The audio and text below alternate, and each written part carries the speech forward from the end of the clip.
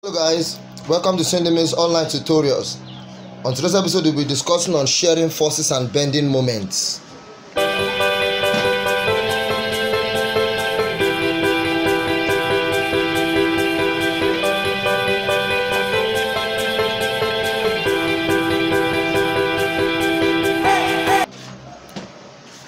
Welcome back.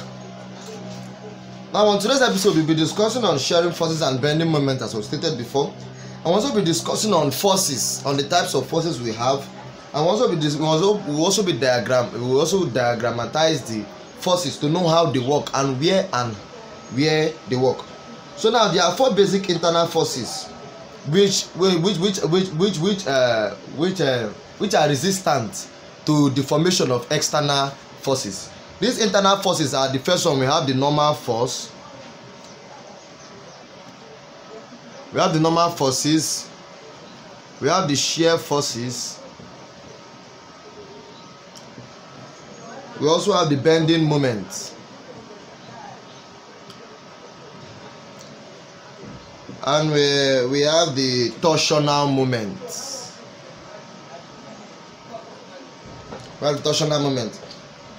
Now in this video we're using the word beam. We'll be using the word mostly beam. So let us know what this beam means. So we say beam is a structural member designed to carry mainly transverse load by bending action between some points. Are you with me? So now they can also carry loads longitudinally also. Beams are usually long, relatively slender and straight. There are different loading conditions of a beam. A very diagrammatic explanation of a beam is something of this manner. You can call this a beam. They can be used to carry loads axially or longitudinally or transversely on their member. So now we have the first type of loading system of a beam. The first one we have is the concentrated or point load system. These loads now are assumed to be acting at points. Or now example of this, let us say we have a load of this. This is a pin and a roller support. So now the first one we have is P1, P2, P3. Now this is an example of a concentrated or a point load system of loading a beam. Now the second one we have, okay, let me use this same diagram to represent it. So the second one we have is a uniformly distributed load. It is in this way, like you have something like this manner.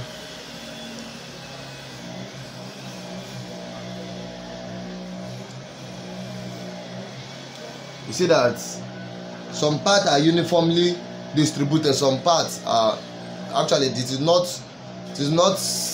are not homogeneous in load distribution. So now the first part we have is the W1. Let us say the weight is acting here. We also part we have is the W2.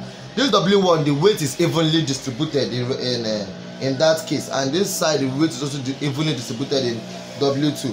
Now the third one we have is varying loads. Let me still use this same diagram.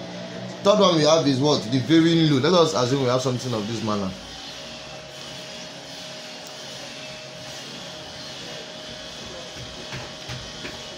Let us say there's a force. You say that they are varying. They are not evenly distributed. Let us say we have the W1 here, W2 and the W3. They are not evenly distributed. So this is an example of a varying load system of loading a beam. The fourth one we have are moments. Now we say these moments are loadings with bending effect in place of in the plane of the member. Let's say now that. So now let us say this is the beam. Now these moments now bends the beam. It has a bending moment on the beam. Let us say the first one we have. The second one, like it bends the beam this way. This one bends the beam this way. So let us say if a force is here, it tends to bend it this way. Are you with me? So that's how that one goes. So now, the first step in analyzing a loaded beam is to first of all determine the support reactions component or the unknowns. Let us say now, for instance, now let me just give you the formula or the format for getting this. I said that now the first step in analyzing a loaded beam is to first of all get the sum of forces on the x-axis equated to 0, sum of forces on the y-axis equated to 0, and the sum of moments also equated to what? 0. And you also have to get the reactions up and down. We can say r root A plus r root B. Let us say it is equals to force. Let's say there's a force up here which is r root A and r root B, and we'll say now there's a force P here. Remember the condition for equilibrium: upward force must be equal to what? Downward force. So now we also have sign conventions for this shear force. So now shear force is considered positive when the resultant of all the vertical forces to the left or the cut section is upwards. Like let me give you now. Let us say this is the beam, and the force is put, and there's a force Fy. Let us say there's also another force here also. There's another force taking it down, Fy. So now this is positive when the force is taking it upward. I'm talking about shearing force here.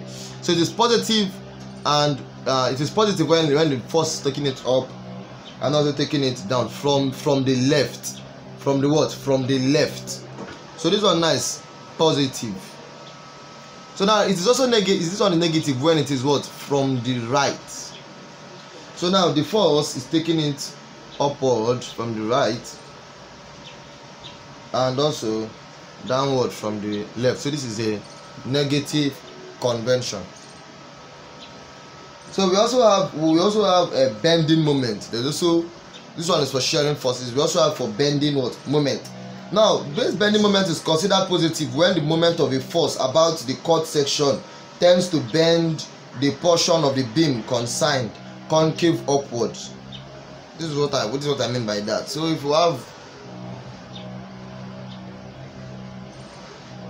when it tends to bend it this way, concave upwards, we say this is positive. Now but when it bends it convex downward, we say this is what? Negative. There's a negative. So now when it's bend it convex downward, we can call this a hugging moment. We can call it a what? A hugging moment. But when it bends this way, we can call this a sagging moment. It's also another way of saying it. We can call it a what? A sagging moment. Now with that being said, I will draw the curtain on this point. And the next video we are going to be discussing on problems on shearing forces and how to draw our shear force and our bending moment diagram. Stay tuned and have a nice day. Thank you.